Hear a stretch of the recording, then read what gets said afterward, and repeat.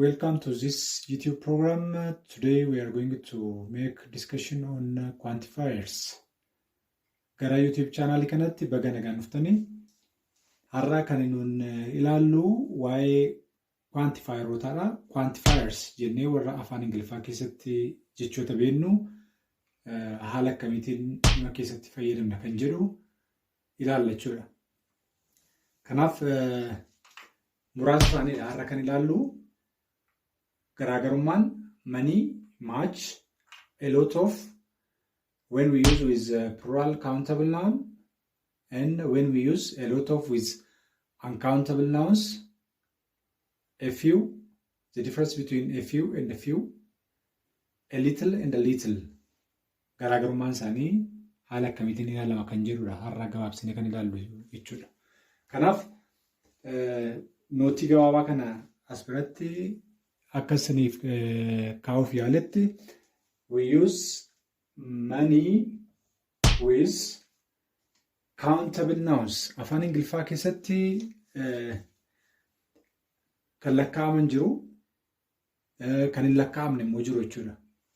Fakkeenyaaf pen, we can say a pen tokko yeroo ta'u jechuudha. Yookiin qalama yeroo innu haaluma kanaatiin plural isaa kaa'uu dandeenya jechuudha. Kitaaba akkuma kana lakkaa'amuu danda'a, plural gochuu dandeenya. Book, books. On the other hand, money fi water yoo ilaalle immoo afaan Ingiliffaa keessatti uncountable nouns jedhamanii beekamu jechuudha. Kanaaf money kan fayyadamnu kan lakkaa'amuu danda'an garuu lakkoofsa baay'ee ta'uu qaba, plural ta'uu qaba jechuudha. We have to use with plural countable nouns. Much immoo kan fayyadamnu as bira akkuma ilaaltan money is uncountable noun, water is uncountable noun, so we have to use here much instead of money. Money tun ta'in much fayyadamna jechuudha. Much money or much water. Here we have to use money, many pens, many books. Haala kanaatiin garaagarummaan money fi much kana jechuudha. Quantifieroonni kan isaan agarsiisan quantifiers expresses the quantity of the object. Baay'ina wanna tokko wanni sun plural countable noun isa ta'u, uncountable noun isa ta'u hanga wanni tokko ga'u baay'ina isaa kan nutti agarsiisudha jechuudha. Kanaaf haala kanaatiin garaagarummaan money fi much haala kanaan ilaaluu dandeenya jechuudha. A lot of quantifier kana yeroo ilaallu, this quantifier can be used with both plural countable noun and with uncountable nouns. Lakkoofsa baay'ee we can't use with singular countable noun. As biratti a lot of pen jechuu hin dandeenyu jechuudha. Dirqama maal ta'uu qaba? Plural ta'uu qaba kun. A lot of fayyadamuudhaaf jechuudha. A lot of pens, a lot of books. A lot of pen jechuu hin dandeenyu jechuudha. A lot of book. A lot of pens, a lot of books. Yookaan immoo as biratti akkuma as bira keenya kana uncountable noun wajjinis a lot of fayyadamuu dandeenya. Baay'inni isaa yeroo hedduu ta'u jechuudha. A lot of money, a lot of water. So this is a proper way of using quantifiers. Haala kanaatiin haala sirriitiin fayyadamuu dandeenya jechuudha. Gara a few fi a little yeroo dhufnu a few kan fayyadamnu plural countable noun wajjin jechuudha. Wanna lakkaa'amuu danda'u heddumina wanna qabu wajjin quantifier a few kan jedhu fayyadamna. A few kun lakkaa'uu danda'a inni irra a few pens, a few books, a few coins jenne hima keessatti fayyadamuu dandeenya. Many pence jechuu fi a few pence jechuun garaagarummaa qaba. Baay'inaan jechuudha. Garuu lamaan isaanii maa inni as biratti countable noun wajjin fayyadamna. Countable noun sun maal ta'uu qaba? Plural ta'uu qaba jechuudha. Plural countable noun. A few wajjinis many wajjinis jechuudha. Garuu many pence jechuu fi a few pence jechuun garaagarummaa hiikaa qaba jechuudha. Inni sun heddummina yeroo caalu many pence yeroo inni baay'ee hedduu ta'uu isaa kan agarsiisudha. A few pence lakkoofsi isaanii hedduudha. Garuu baay'ina irratti immoo many pence jennee wajjin yeroo wal bira qabne ilaallu muraasa ta'uu isaa nutti agarsiisa jechuudha.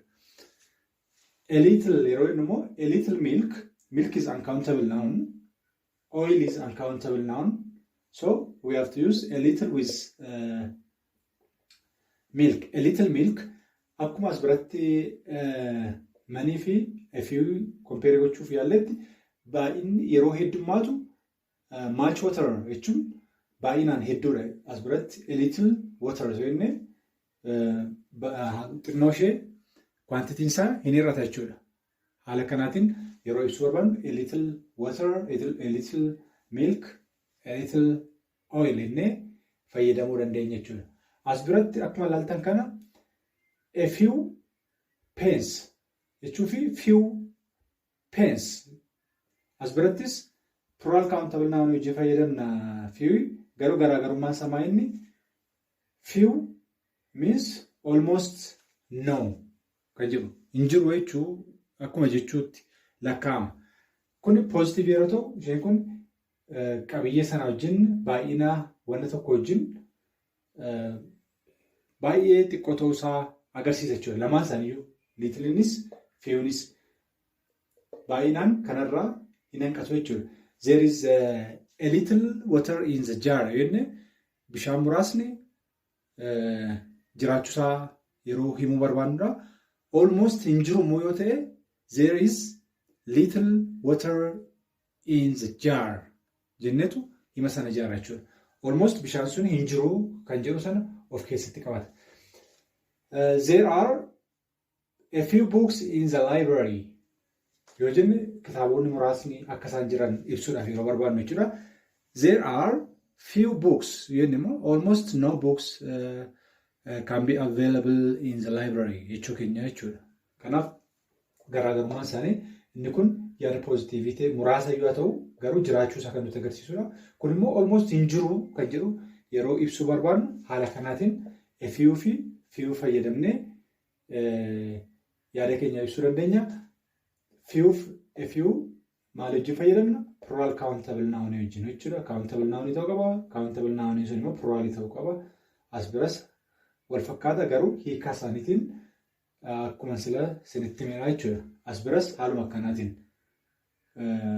a little kan fayyadamnu uncountable noun wajjinna, littleis uncountable noun wajjinna. Garuu garaagarummaan hiikaa isaanii immoo muraasni jiraachuu isaa kan agarsiisu kuni almost hin jiru yeroo jechuu barbaadnu immoo little fayyadamna jechuudha.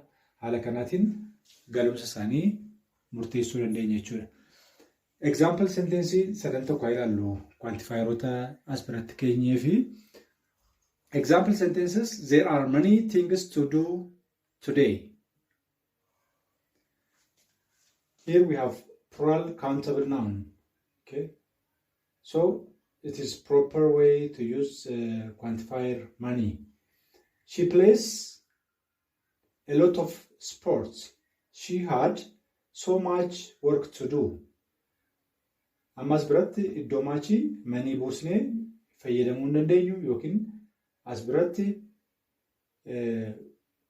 iddoo maachii a few fayyadamuu hin dandeenyu because this one is uncountable noun. Work is uncountable noun.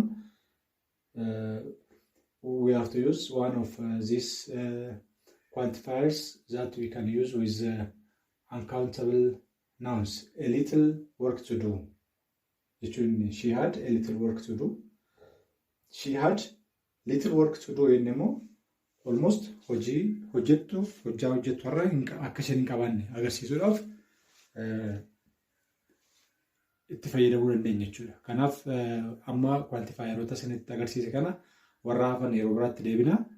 hima ijaaruudhaan akkasiin shaakaltan isin affeera.